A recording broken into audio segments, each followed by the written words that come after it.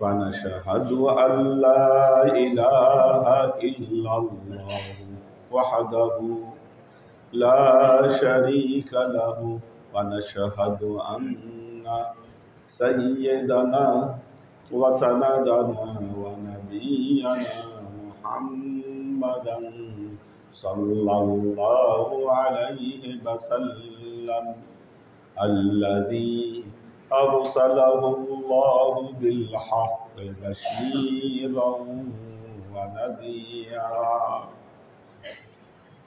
وداعيا إلى الله بإذنه وسراجا منيرا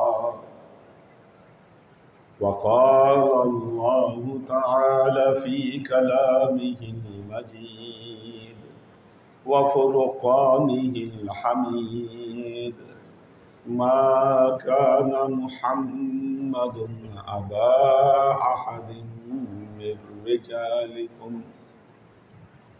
ولكن رسول الله وخاتم النبيين وكان الله بكل شيء عليما إن الله وملائكته يصلون على النبي يا أيها الذين آمنوا صلوا عليه وسلموا تسليما اللهم على محمد صلى الله عليه وسلم صلى الله على محمد صلى الله عليه وسلم الله عاشق صلى الله وقال تعالى قل إن كنتم تحبون الله فاتبعوني يحببكم الله ويغفر لكم ذنوبكم والله غفور رحيم قل হে নবী আপনি বলুন ইন কুনতুম তুহিব্বুনাল্লাহ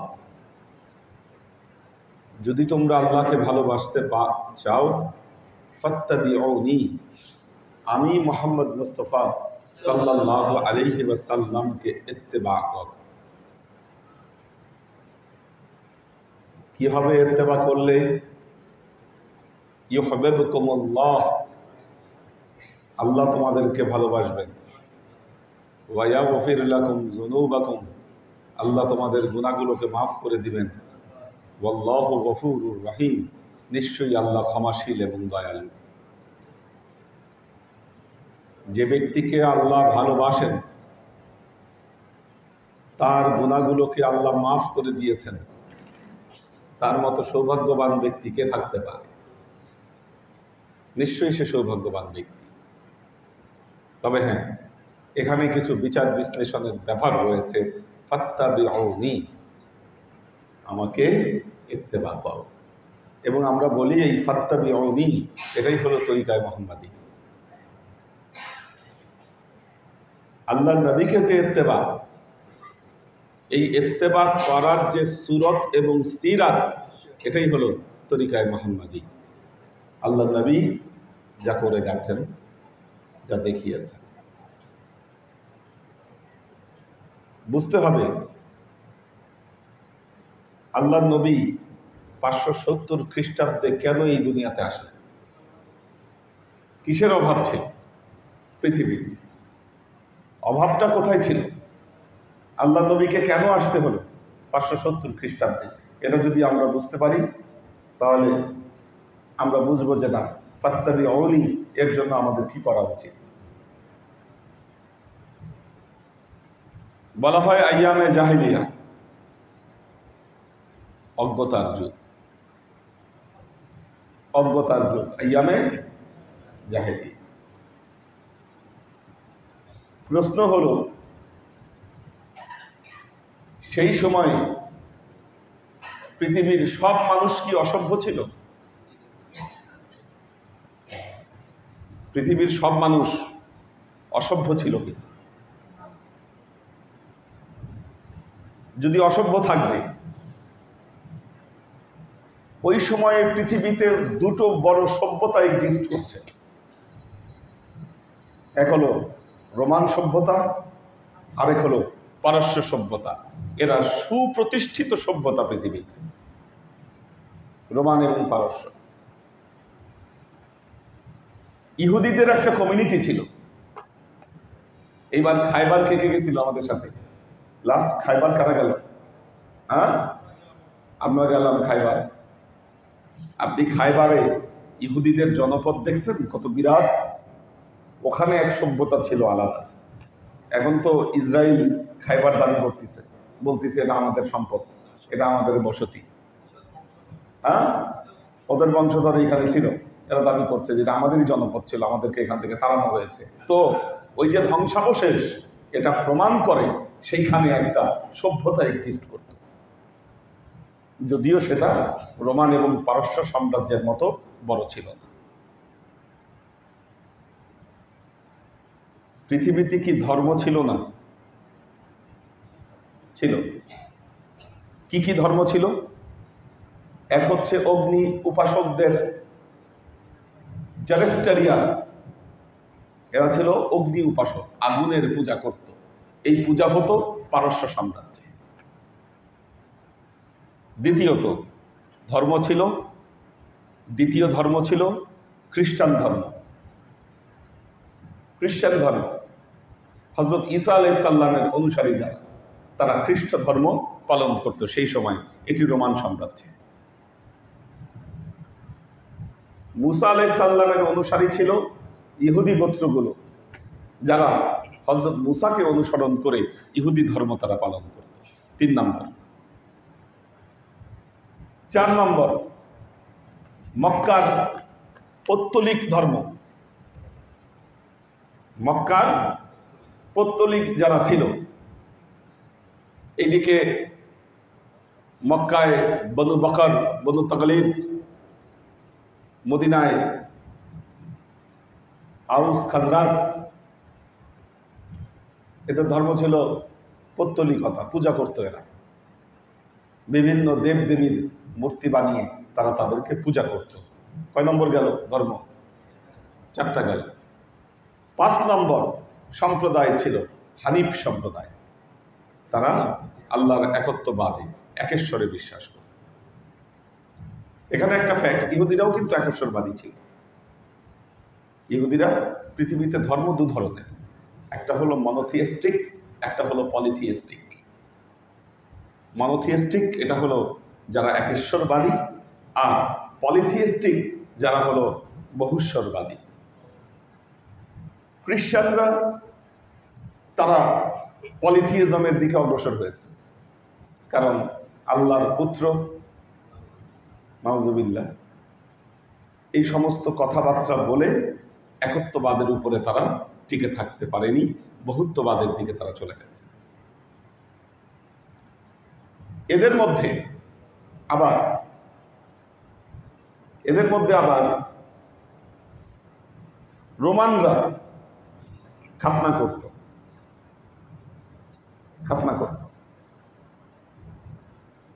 পার্সিয়ানরা করত না।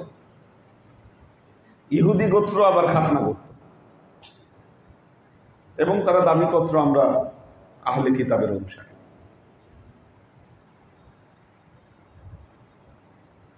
আমরা বলি অজ্ঞতার যুগ।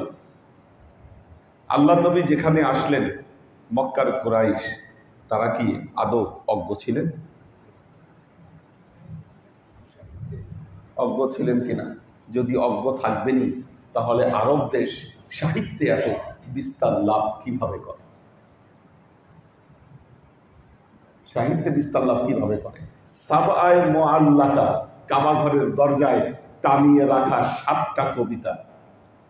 কবিতার মানে, কাব্য মানে যেই কবিতাগুলো শ্রেষ্ঠ হতো, সেগুলো কাবা ঘরের দরজায় টানিয়ে দিত।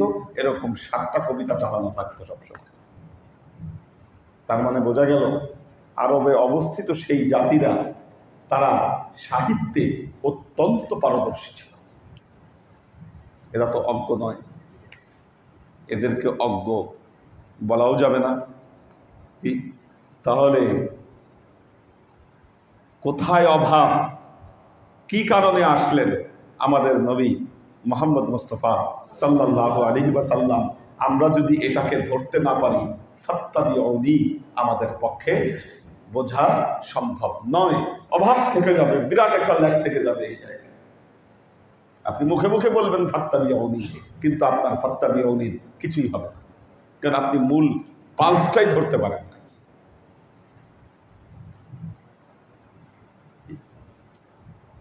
কোরআনে আল্লাহ কিন্তু সতর্ক করেছেন, যদিও মহিলাদের জন্য আয়াতটা নাজিল করেছেন, ওয়াকারনা ফি বুয়ুতিকুমনা ওয়ালা তাবাররাজনা তাবাররুজাল জাহিলিয়াতিল উলা।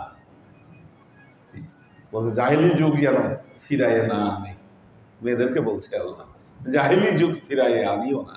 ওয়ালা তাবাররাজনা তাবাররুজাল জাহিলিয়াতিল উলা, সেই পূর্ব যুগের জাহিলিয়াতকে তোমরা ফিরায় আনিও।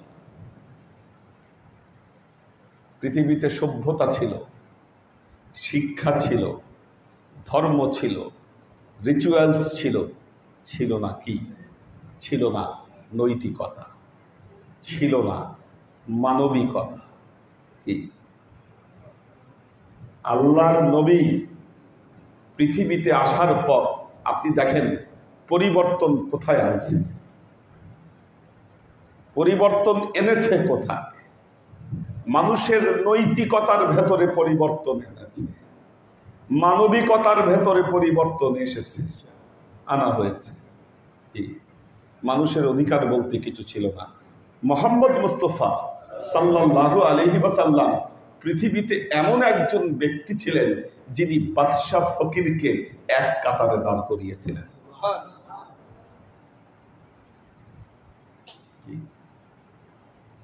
আপনারা তাবাররুজাল জাহিলিয়াতিল উলা ধরে রাখছেন, আপনাদের মধ্যে পালন করছেন ইসলাম, ধর্ম পালন করেন ইসলাম, কিন্তু আপনাদের কালচার তাবাররুজাল জাহিলিয়াতিল উলা। আপনাদের কথায়, কাজে, মন মানসিকতায় আপনারা মুহাম্মদ মুস্তাফা সাল্লাল্লাহু আলাইহি ওয়াসাল্লাম যে রিফর্ম নিয়ে এসেছিলেন, এই রিফর্মের বিন্দু মাত্র আপনি ধারণ করতে পারেন না। ধর্মীয় রিচুয়ালস সব ধর্মেই আছে, রিচুয়ালস সব ধর্মেই আছে, শুধু রিচুয়ালস পালন দিয়ে ফাত্তাবিউনি হওয়া সম্ভব নয়। আচ্ছা, এখন দেখেন পার্সিয়ান সাম্রাজ্য, পারস্য সভ্যতা, বিষয়টা অনেক ব্যাপক, গোটায় আনা কঠিন কাজ। পারস্য সাম্রাজ্য, পারস্য পার্সিয়ান ধর্মগুরু যারা ছিল তাদেরকে বলা হতো মগ। কি বলতো? মগ। আপনারা এই কথা শুনছেন না, মগের মূল্য কি? মগের মূল্য। এই মগ শব্দটা, এটা কিন্তু পানি খাওয়ার মগ না। কি? মগের মূল্য শুনলে আমরা মনে করি পানি খাওয়ার মগ। কি? মগের মূল্য ওই মগ না। পার্সিয়ান ধর্মগুরু যারা, তাদেরকে বলা হতো মগ। তে মগের মূল্য কেন? মগের মূল্য বলা হতো এই পার্সিয়ান ধর্ম যাজকদের স্বেচ্ছাচারিতার কারণে বলা হতো এটা মগের মূল্য। স্বেচ্ছাচারী, সমাজকে যা খুশি সেভাবেই ব্যবহার করেছে আর বলেছে এটাই ধর্ম। তাদের সেই ধর্ম না মানবিকতার সাথে যায়, তাদের সেই ধর্ম যা নৈতিকতার সাথে যায়, মানুষকে শোষণ করা, মানুষের উপরে অত্যাচার করা, অবিচার করা, সবকিছু তাদের এই প্রচলিত ধর্মের ভেতরে ছিল। এজন্য মানুষ বলতো মগের মূল্য, ওরা যা চাবে তাই হবে। মগ শব্দটা ওখান থেকে আসে। এদিকে রোমান সাম্রাজ্য, পাদ্রীরা বেহেশতের টিকিট বিক্রি করতে, বুঝছেন? কোটি কোটি টাকা দিয়ে, স্বর্ণ মুদ্রা দিয়ে এই পাদ্রীরা কি করত? ধর্ম বেহেশতের টিকিট বিক্রি করত, বলতো এটাই ধর্ম, আমরা আল্লাহ আমাদেরকে এই অথরিটি দিয়েছে, আমরা টিকিট বিক্রি করতে পারি। একটা জিনিস মনে রাখবেন, স্বেচ্ছাচারিতা, আপনার অন্যায় বেশি দিন মানুষ সহ্য করবে, কারণ ন্যায় নীতি কোনটা মানবিকতার সম্পূর্ণ বিপরীত, কোনটা ধর্ম কোনটা অধর্ম, মানুষের মধ্যে যাদের বিবেক আছে তারা সামান্য হলেও বুঝতে পারে। আমাদের ভারতবর্ষে কি হয়েছে? আমাদের ভারতবর্ষে সতীদাহ প্রথার মতো জঘন্য প্রথা এখানে ছিল। সতীদাহ প্রথা, কোনো মানুষ মারা গেলে তার স্ত্রীকে সহ পোড়ায় মারতে হবে, তার বউকে সহ পোড়ায় মারতে হবে। বলেন এটা কোনো ধর্মে হতে পারে? অথচ এটাই ধর্ম বলে চালিয়েছে আমাদের এই জায়গায়, এটাই ছিল ধর্ম। ব্রাহ্মণরা তো যা খুশি তা করছে। তারা দাবি করত আমরা স্রষ্টার মাথা থেকে আমাদের জন্ম, মাথার ঘাম থেকে, কাজে আমাদের সমকক্ষ কেউ নাই। যারা নিম্ন জাতি, ক্ষুদ্র জাতি, তাদের গায়ের ছায়াও যদি পড়ত, কি এদেরকে গঙ্গায় গিয়ে ডুব দিয়ে পবিত্র হতে হতো। এই বানিয়েছিল ধর্ম, এটাকে তারা ধর্ম বানিয়েছে। মুহাম্মদ মুস্তাফা সাল্লাল্লাহু আলাইহি ওয়াসাল্লাম তিনি পৃথিবীকে রিফর্ম করার জন্য তিনি এই দুনিয়ায় এসেছিলেন। আপনাকে বুঝতে হবে আল্লাহর নবীর রিফর্মের জায়গা কোন জায়গাগুলোতে ছিল। তিনি এমন এক মহামানব, সাধারণ মানুষের নবী তিনি। পৃথিবীতে ধর্মচর্চা সাধারণ মানুষের জন্য ছিল না, স্বভাবজাত ধর্ম, সাধারণ মানুষের জন্য ধর্ম, মানবিকতার জন্য ধর্ম প্রতিষ্ঠা করেছিলেন মুহাম্মদ মুস্তাফা সাল্লাল্লাহু আলাইহি ওয়াসাল্লাম। এখন আপনি মুসলমান, ইবাদত বন্দিগি করেন, নামাজ পড়েন, সব কিছু করেন, আপনার না আছে নীতি, না আছে নৈতিকতা, না আছে সত্যবাদিতা, না আছে সাদাকাত, না আল্লাহর নবীর প্রচলিত দ্বীনের কোনো কিছু আপনি ধারণ করতে পেরেছেন, আপনি কিভাবে আশা করেন ফাত্তাবিউনি আপনার দ্বারা হয়েছে আর ইউহিব্বুকুমুল্লাহ এটাও ঘটবে, ওয়া ইয়াগফির লাকুম যুনুবাকুম এটাও ঘটবে, আপনি কিভাবে চিন্তা করেন?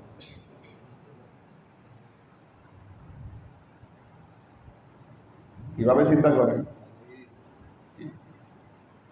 এখন পূর্ববর্তী জামানা বনি ইসরায়েলদের নবীরা সবাই সম্ভ্রান্ত পরিবারে আসে।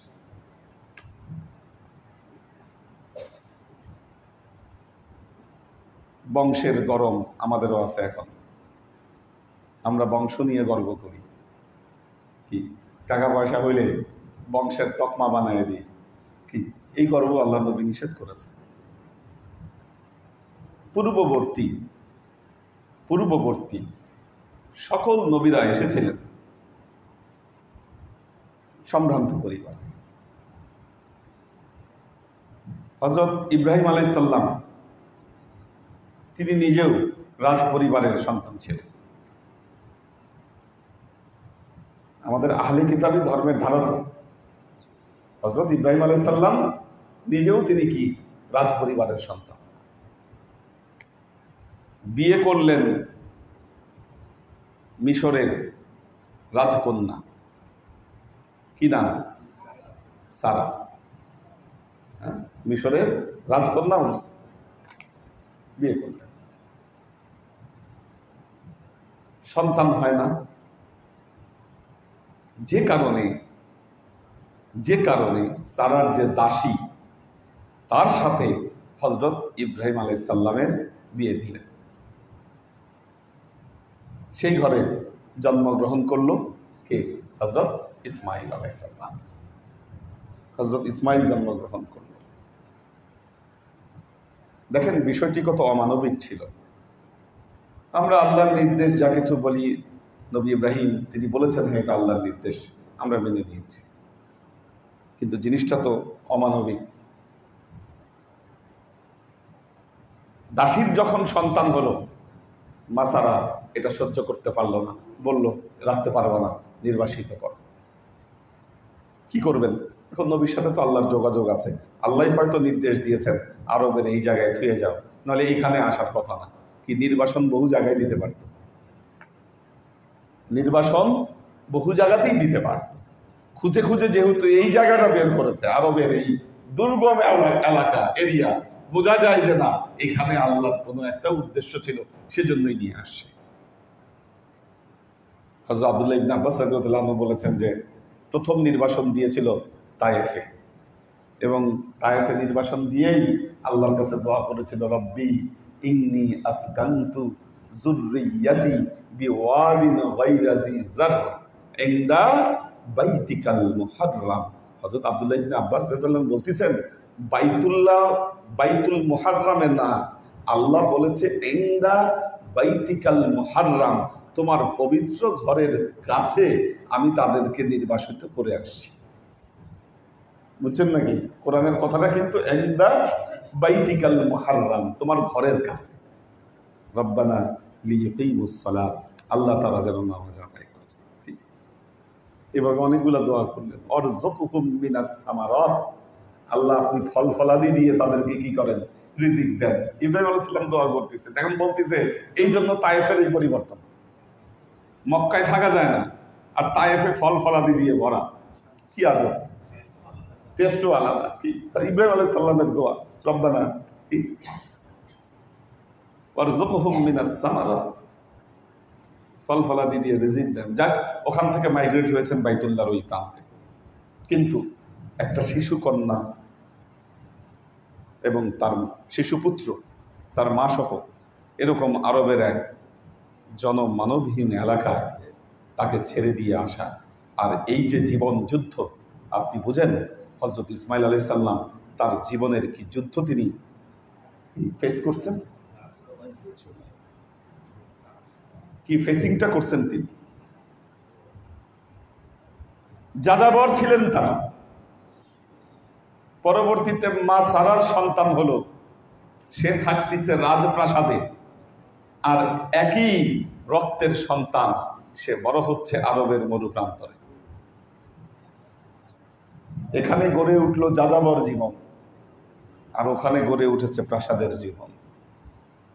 দুটাকে তুলনা করেন, একই লোকের সন্তান। আল্লাহ জবাই করার নির্দেশ দিলেন, পরবর্তী ঘটনা আপনারা জানেন, এসে জবাই করে গেল, আল্লাহর পরীক্ষায় পাশ করলো। সাতাজিদুনি ইনশাআল্লাহু মিনাস সাবিরিন, তিনি যে একজন সবের এই প্রমাণ আল্লাহর দরবারে দিলেন। হযরত ইব্রাহিম আলাইহিস সালামের দুই পুত্র, হযরত ইসমাইল এবং ইসহাক। ইসমাইল আরবের মরু প্রান্তরে, ইসহাক প্রাসাদে।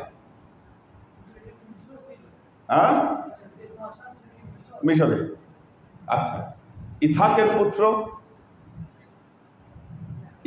পুত্র ইয়াকুব। হযরত ইয়াকুব আলাইহিস সালামের আরেকটি নাম হলো ইসরা। এই জন্য বলা হয় বনি ইসরাইল। পবিত্র কোরআনে যত জায়গায় আল্লাহ বলেছেন ইয়া বনি ইসরাইল, তার মানে বনি ইয়াকুব। বনি ইসরাইল মানে হযরত ইয়াকুব আলাইহিস সালামের বংশধরকে আল্লাহ অ্যাড্রেস করছেন। হযরত ইসহাকের পুত্র ইয়াকুব আলাইহিস সালামের কয়জন সন্তান? মোট 12। ইউসুফ আলাইহিস সালাম সহ 12। বড় ছেলে হলো ইয়াহুদা, কিন্তু আল্লাহ নবুয়ত দিলেন হযরত ইউসুফকে। আল্লাহ নবুয়ত দিলেন হযরত ইউসুফকে। হিংসা করলো ভাইরা, এদেরকে নিয়ে কুয়ায় ফেলাইয়া দিল। নবী তো আল্লাহ রক্ষা করবে। কোথায় কোথায় গিয়ে আবার তাকে কি ওই বংশধারা থেকেই, সেই বংশধারায় আসলেন হযরত দাউদ। সবাই কিন্তু তিন ধর্মের নবী। ইসহাককে বলে আইজাক, দাউদকে বলে ডেভিড, সুলাইমান আলাইহিস সালামকে সলোমন, কি সব ধর্মের নবী, আমাকে তিন ধর্মেরই নবী ওনারা সবাই নবী। তাদেরকে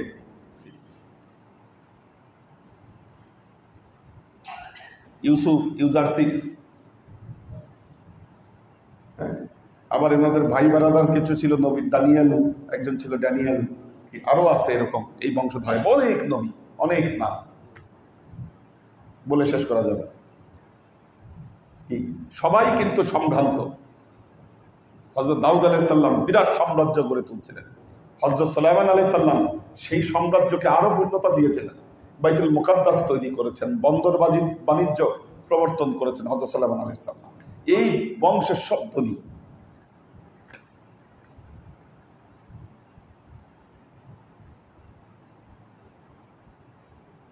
অভাব কোথায়? মানুষের জন্য কেউ কাজ করে না। প্রাসাদে থাকলে সাধারণ মানুষের দুঃখ কষ্ট বোঝা যায় না। আর এইদিকে আল্লাহ তৈরি করতেছেন আরেক ধারা, কি আরবের তপ্ত মরুভূমিতে, কি আরবের তপ্ত মরুভূমিতে সাধারণ মানুষের সাথে কি জীবন, সেটা যাযাবর জীবন। সোজা কথা, আরবের মানুষ কিন্তু কোথাও স্থায়ী বসবাস পছন্দ করতো না। তারা তাঁবু খাটায় তারা মরুভূমিতে যাযাবর জীবন যাপন করত। এটাই ছিল ওনাদের রীতিনীতি। হ্যাঁ, এটাই ওনাদের রীতিনীতি। যাক, পরবর্তীতে জহরাম গোত্র, বিভিন্ন গোত্র সেখানে একত্রিত হয়ে বসতি গড়ে উঠল। আল্লাহ সেই বংশে দিলেন মুহাম্মদ মুস্তাফা সাল্লাল্লাহু আলাইহি ওয়াসাল্লাম। জন্মগ্রহণ করাইলেন ইয়াতিম হিসাবে।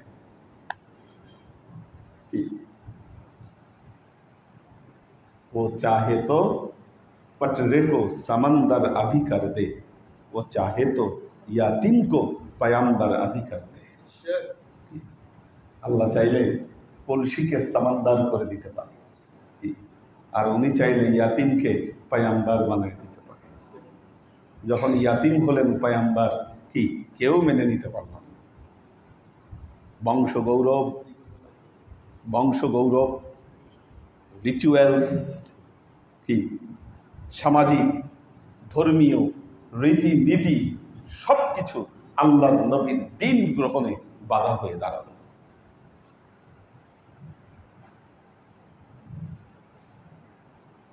এই কথা বলা এত সহজ নয়। আপনি যদি ওই যুগে থাকতেন, নিজের 1000 বছরের ধর্মকে ত্যাগ করে মুহাম্মদ মুস্তাফা সাল্লাল্লাহু আলাইহি ওয়াসাল্লামের প্রচলিত ধর্মকে আপনি গ্রহণ করতে পারতেন, এই কথা বলা এত সহজ নয়। হ্যাঁ, 1000 বছরের রিচুয়ালস, 1000 বছরের প্রচলিত ধর্ম, আল্লাহ নবী যখন এটার উপরে বাধা দিলেন, সবার তো গায়ে আগুন লেগে গেল।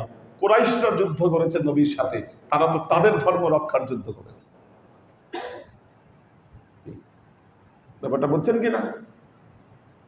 ইমাম মাহদী আসবেন, ইমাম মাহদী তো বিধর্মীদের সাথে আগে যুদ্ধ করবেন না, কি আগে মুসলমানদের এই দলগুলাকে যুদ্ধ করে আগে এগুলাকে ঠিক করবেন। কাজেই ইমাম মাহদীর রিফর্ম মানুষ মেনে নিবে এত সহজ নয়, এত সস্তা না। আল্লাহর আশিক ও সালেক বৃন্দ,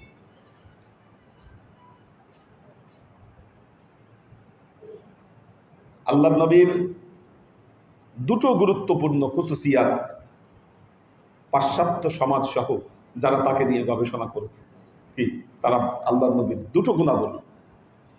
1 নাম্বার 1, তিনি ছিলেন নিরেট তাওহীদবাদী নবী। দ্বীনে মুহাম্মদীর গুরুত্বপূর্ণ শর্ত তাওহীদবাদী নবী ছিলেন মুহাম্মদ মুস্তাফা সাল্লাল্লাহু আলাইহি ওয়াসাল্লাম। আল্লাহর একত্ববাদকে তিনি প্রতিষ্ঠা করেছিলেন। দ্বিতীয়ত, মানবিকতা, নৈতিকতা, পৃথিবীতে মানুষের অধিকার কিভাবে রক্ষা হবে এটাকে রিফর্ম করেছিলেন মুহাম্মদ মুস্তাফা সাল্লাল্লাহু আলাইহি ওয়াসাল্লাম। একবার চিন্তা করতে পারেন, যাকাত ব্যবস্থার প্রবর্তন, দারিদ্র বিমোচন,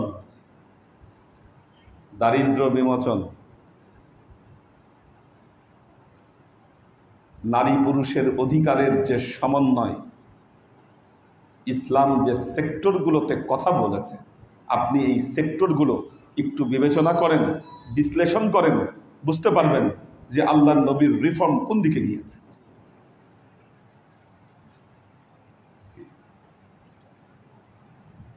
আজকে আমরা বেহেশতের নেশায় বুঁদ হয়ে মানুষ মানবিকতাকে সবকিছু ধ্বংস করে আমরা তার উপর ধর্ম প্রতিষ্ঠার চেষ্টা চালাচ্ছি। এত সোজা।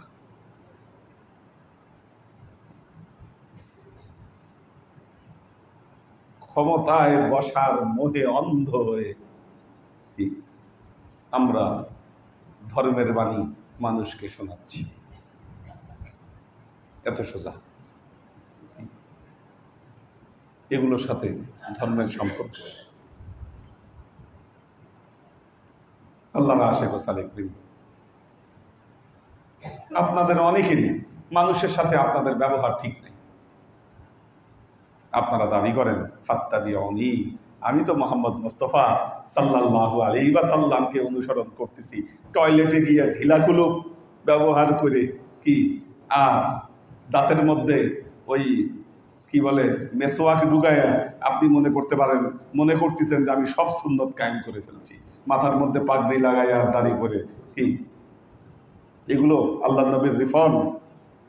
এই দৃষ্টিতে আপনি মুহাম্মদ মুস্তাফা সাল্লাল্লাহু আলাইহি ওয়াসাল্লামকে আপনি বিশ্লেষণ করতেছেন। হ্যাঁ, এটা একটা শ্রেণী আছে, ওই শ্রেণীর পক্ষেই সম্ভব, যারা মানুষকে পিকনিক পার্টি বানায় মসজিদের ভেতরে ঢুকায় কি বলতেছে আমরা ইসলাম কায়েম করে ফেলছি। নির্বোধ,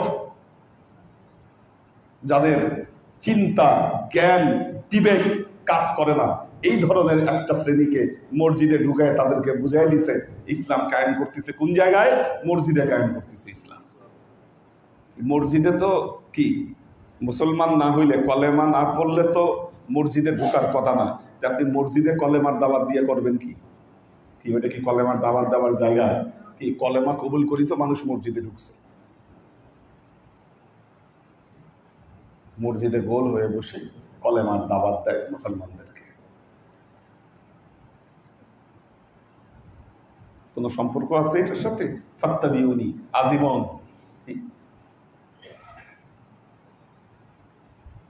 আল্লাহর আশিক ও সালেক বৃন্দ, দৃষ্টিভঙ্গিতে বদলান, আপনার জীবন বদলে যাবে। আপনার জীবন বদলে যাবে। আপনার আচার আচরণকে আপনি পরিবর্তন করেন, আপনার জীবন পরিবর্তিত হয়ে যাবে। বিশ্বাস করুন। মানুষের সাথে কিভাবে ব্যবহার করতে হয়,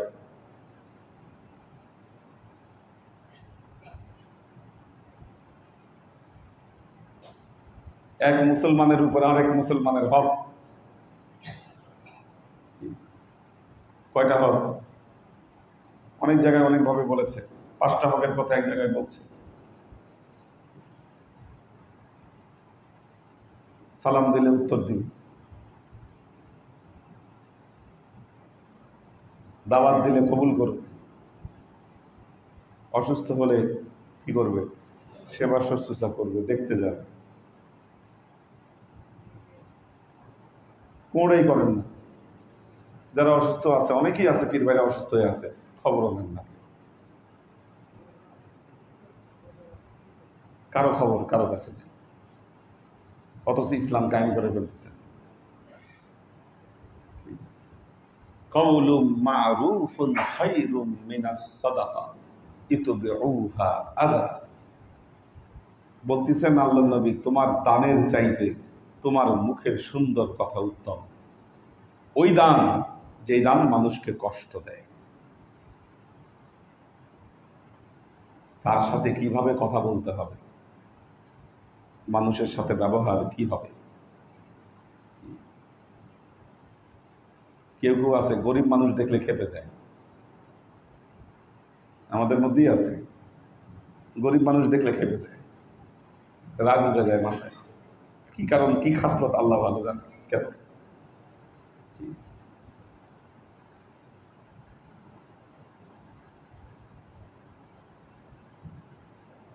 وَأَمَّا الْيَتِيمَ فَلَا تَقْهَرْ وَأَمَّا السَّائِلَ فَلَا تَنْهَرْ وَأَمَّا بِنِعْمَةِ رَبِّكَ فَحَدِّثْ।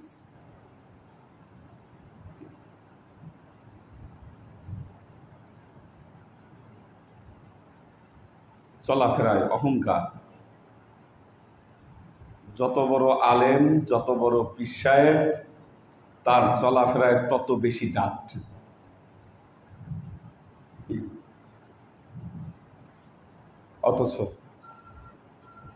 অথচ অহংকার ভাব কি, এগুলোকে আল্লাহর নবী দমন করতে বলেছেন।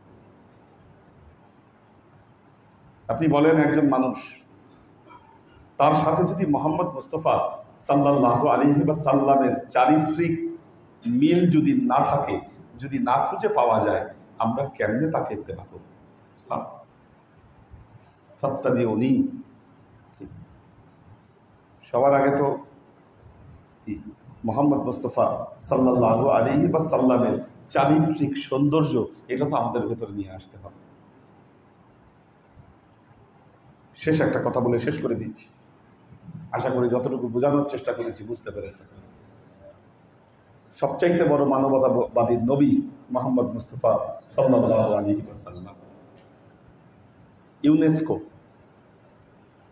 2000 বা তার কিছু সালের মধ্যেই পৃথিবীর সকল জাতি গোত্রের কাছে চাইল যে তোমাদের দেশের কোনো কবি, সাহিত্যিক, মানবতার সংজ্ঞা কি হতে পারে।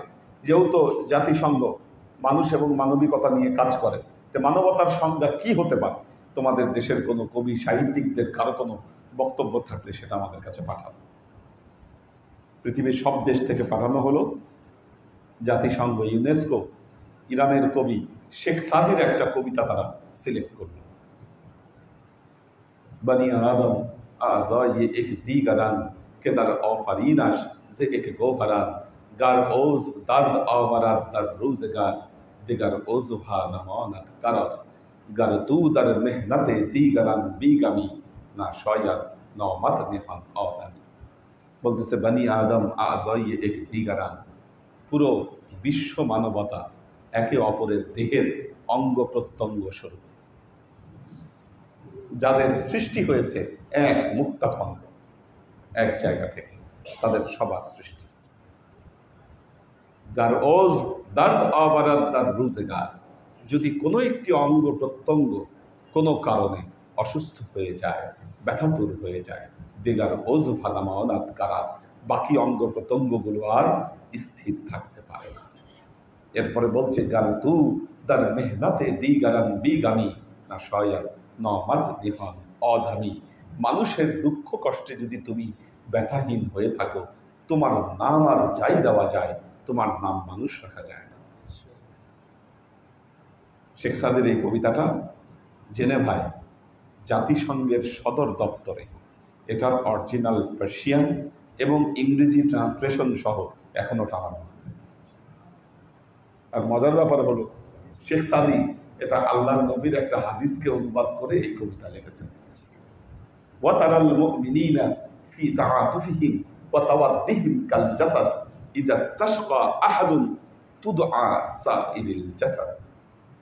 একই অর্থ।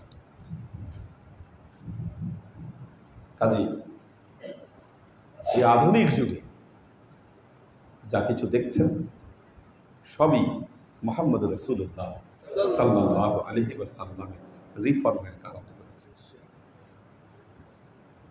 আজকে পশ্চিমা বিশ্ব মেয়েদেরকে পর্দা থেকে বের করে বলছে যে আমরা মেয়েদের অনেক উন্নতি করে ফেলেছি। এই পশ্চিমা, এই আমাদের এই মিডল ইস্ট এবং আমাদের এই সাইডে মেয়েদের এই অধিকারকে ক্ষুণ্ণ করা হয়েছে, অনেক কিছু তারা বলে।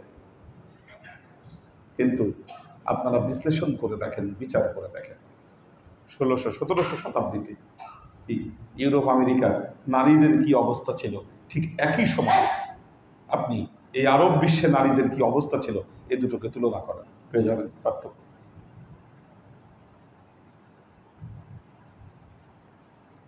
পেয়ে যাবেন।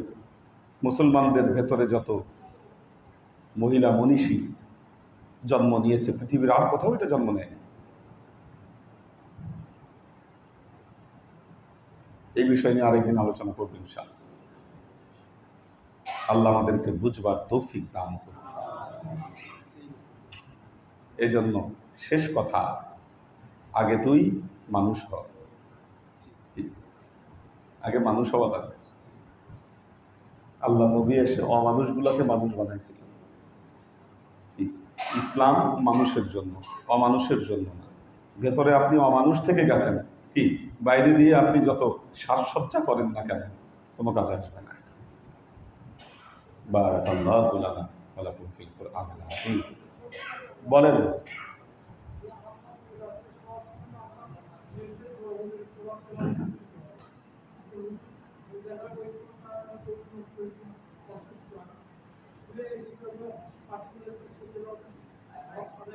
হবে, অবশ্যই হবে, হবে, ঠিক আছে, অবশ্যই হবে। হ্যাঁ, ঠিক আছে, হবে। ফাকরাউ মা তায়াসসারা মিনাল কুরআন, কোরআনের ভেতর থেকে যেইটা সহজ মনে হয় সেটাই পড়ো। ফাকরাউ মা তায়াসসারা মিনাল কুরআন, এটা আপনার এই হুকুমের মধ্যে এটা পড়ে যাচ্ছে। আজকে আমাদের ওয়াদুদ ভাইয়ের মৃত্যুবার্ষিকী, 30শে সেপ্টেম্বর তিনি ইন্তেকাল, 30শে আগস্ট তিনি ইন্তেকাল করেছেন। সবাই দোয়া করবেন, আজকে ওনার জন্য মিলাদ হচ্ছে। وأشرق البدر علينا واقتفت منه البدور مثل حسنك ما رأينا قط يا وجه السرور صلى الله على محمد صلى الله عليه وسلم صلى الله على محمد صلى الله عليه وسلم يا حبيبي يا محمد يا عروس الخافقين يا مؤيد يا مملد يا إمام القبلتين اللهم على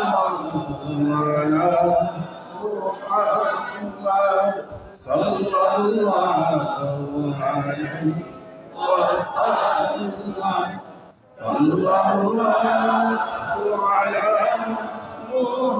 محمد صلى الله عليه وسلم سيدي يا رسول الله سلم عليك يا حبيب الله اللهم صل على سيدنا مولانا محمد وعلى آله سيدنا مولانا محمد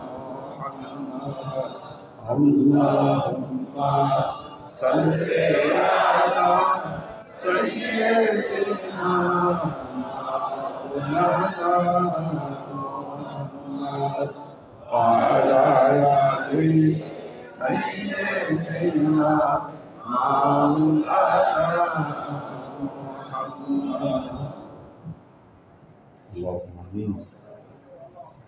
اللهم صل على محمد وعلى آل محمد كما صليت على إبراهيم وعلى آل إبراهيم إنك حميد مجيد اللهم بارك على محمد وعلى آل محمد كما باركت على إبراهيم وعلى آل إبراهيم إنك حميد مجيد ربنا ظلمنا أنفسنا وإن لم تغفر لنا وترحمنا لنكونن من الخاسرين اللهم اغفر لحينا وميتنا وشاهدنا وغائبنا وصغيرنا وكبيرنا وذكرنا وأنثانا اللهم من أحييته منا فأحيه على الإسلام ومن توفيته منا فتوفه على الإيمان برحمتك يا أرحم الراحمين اللهم اغفر له وارحمه مغفرة ظاهرة وباطنة وآخذه من عذاب القبر وعذاب البعث وعذاب الحشر وعذاب الحساب وعذاب البلسرات وعذاب النار اللهم افتح قبره إلى باب الجنة ورفشه من فراش الجنة والبسه من لباس الجنة رب ارحمهما كما ربياني صغيرا رب ارحمهما كما ربياني صغيرا ইয়া আল্লাহ ইয়া রহমান ইয়া মালিক আমরা এতক্ষণ তোমার দরবারে যে সমস্ত আমলকে উপস্থাপন করলাম তোমার পেয়ারা হাবিব হযরত মুহাম্মদ মুস্তাফা সাল্লাল্লাহু আলাইহি ওয়াসাল্লামের সাথে যে দরুদ ও সালাম পেশ করলাম ত্রুটি মুক্তভাবে এই আমলগুলোকে তুমি কবুল করে নাও তুমি আমলের চাদর আমাদের পেয়ারা নবী হযরত মুহাম্মদ মুস্তাফা সাল্লাল্লাহু আলাইহি ওয়াসাল্লামের কাছে পৌঁছে দাও আমাদের নবীর পরিবারবর্গের কাছে তুমি এর চাচাকে পৌঁছে দাও এই দুনিয়ার সমস্ত আম্বিয়ায়ে কেরাম সাহাবায়ে কেরাম তাবেঈন তাবেঈন ওয়ালি আউলিয়া গৌস কুতুব আমাদের মা বাবা ভাই বোন আত্মীয় স্বজন এই দরবার থেকে যত পীর ভাই বোন চলে গেছে সবার রূহে তুমি এর চাচাকে পৌঁছে দাও বিশেষ করে আল্লাহ আজকে আমরা যার জন্য এই মিলাদ মাহফিলের আয়োজন করলাম তুমি তার রূহে এর চাচাকে পৌঁছে দাও তুমি তার পূর্বাপর সমস্ত ত্রুটি বিচ্যুতিকে তুমি মাফ করে দাও তুমি তার কবরকে জান্নাতি নূর দ্বারা আলোকিত করে দাও জান্নাতি পোশাক পরিয়ে তুমি তাকে ধন্য করে দাও জান্নাতের সাথে তার কবরের সংযোগে স্থাপন করে দাও সুবহান রাব্বিকা রাব্বিল ইজ্জাতি আম্মা ইয়াসিফুন সালামুন আলাল মুরসালিন আলহামদুলিল্লাহি রাব্বিল আলামিন وجعلنا بكلمتنا عند الموت لا اله الا الله محمد رسول الله صلى الله عليه وسلم